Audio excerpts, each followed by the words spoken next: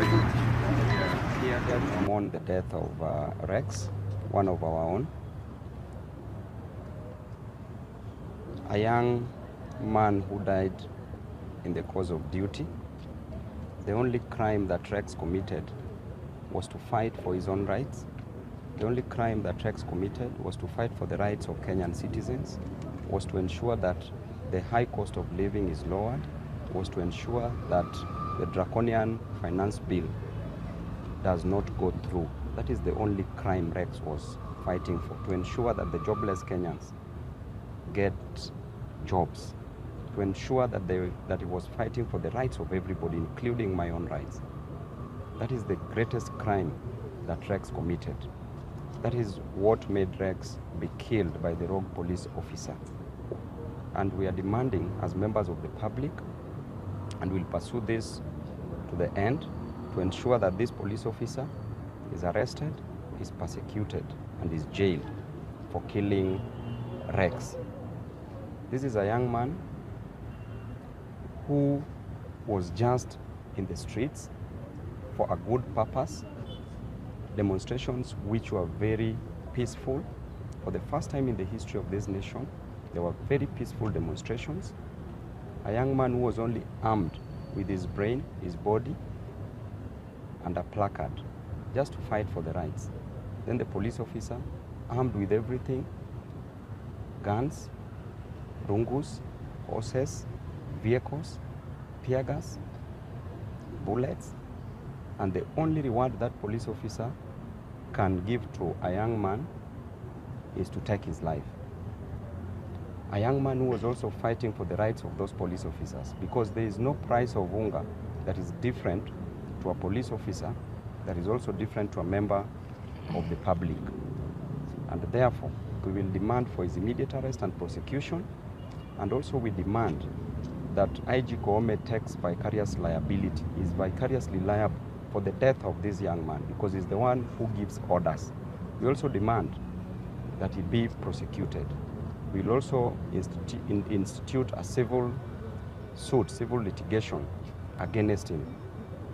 We will also demand that the violation of right to life that has been infringed by the police be compensated. It will not be enough to exchange money for life, but we will nevertheless want that compensation to go to the family members. And therefore, we'll also, together with the families, institute a constitutional petition for violation of right and declaration violation of right and compensation in terms of damages. I know it is really sad to lose a young man. It should be normal for a child to bury a parent, but it is quite abnormal for a parent to bury a child. It is really painful and heartening. And I know that these atrocities that are being committed by this government, fate has a way of catching up with injustice. President Ruto, where he is seated, how does he feel after Kenyan has lost life just because this Kenyan was trying to correct his mistakes, the mistakes that is forcing on the throats of Kenyans? And I want to tell him that it shall not stop there. It shall not stop there. I urge all the young men and women in this country to unite. Let the death of Rex not just go in vain. We will give Rex a befitting send-off, a send-off of a hero, because he's a warrior, he's a hero. He's died for us so that we can enjoy the fruits of liberation. And we shall not disappoint him. And I urge young men and women, the millennials, the Gen Zs, Kenyans, not to let this death go in pain. Let there be still demonstrations across the country, in every ward, in every constituency, in every sub-county, in every county, and in the whole nation. Kenyans spoke yesterday, and they will still speak. No amount of shootings, no amount of deaths shall prevent them from fighting for their rights. And therefore, we will continue fighting.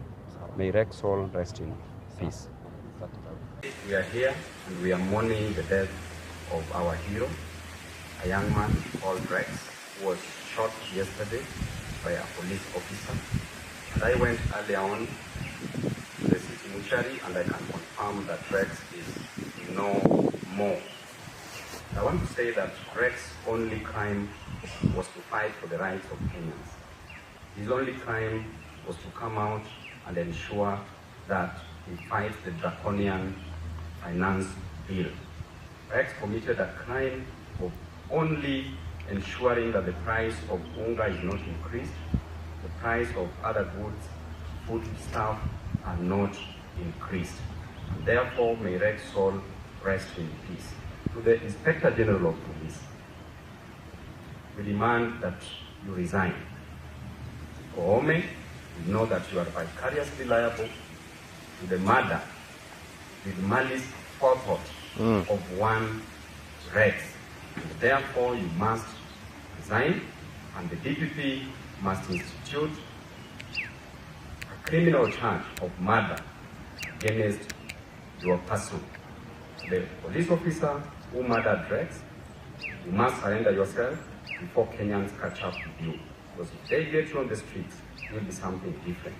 I want to state clearly to the police officers, your work is to keep law and order. Your work is not to kill Kenyans. We are many than you. Suppose we decide to destroy you, what do you think will happen? Will we have a nation? Lastly, the 115 members of parliament who voted, congratulations for standing with Kenyans. You voted with Kenyans. The 204 members voted with the oppressors. We know you are political dealers, you are not political leaders. We know you are leaders who have a mission, but not a vision. A mission to destroy the future of this nation. A mission to ensure that the finance bill raises the cost of living in this nation, but not a vision to change the future of this nation for the best. To Zakayo, I want to tell you that you are still on the tree. Mzizi are cutting down the tree. Hiyo mti ndio itakatwa, umekataa shuka. Patane next week, let there be demonstrations everywhere in the country, in every ward, in every constituency, in every sub-county, in every county, and across the nation. Let us proceed with the struggle. Thank you. Right now there are demolitions going on in Nairobi. The government has moved with a lot of speed to destroy people's property, houses that people used a lot of resources to construct this property. And the government has moved and caused a lot of chaos in these slum areas. It's still raining. People are spending in the cold. People are spending in the rains. The government does not care. President has run away to the United States of America. He's gone there to have fun, because when we see him, he's just greeting people, merrying around, using 200 million to hire a private jet, while that 200 million can be used to resettle these flood victims, further adding insult to an injury by destroying their houses. How inhuman can President Ruto be to move and destroy people's structures, houses, businesses? We will not take this lightly as Nairobians, because this is affecting so many lives. Over 40,000 lives, over 40,000 families in Nairobi are being affected. They are being left homeless, and the president is advising them to build on the hill. The only house on the hill is State House. So should they come and get accommodated at State House? And number two, you constructed the affordable housing, the houses that you've been promoting day in, day out for hustlers. Why can't you give these hustlers these houses? We don't support the demolitions that is taking place across Nairobi, and that is affecting the livelihood of so many families. Children cannot go to school simply because they don't have where they will come back to as a house. So we need to treat Kenyans with a lot of respect, treat Nairobians with a lot of respect. And these demolitions must stop with an immediate effect. Thank you.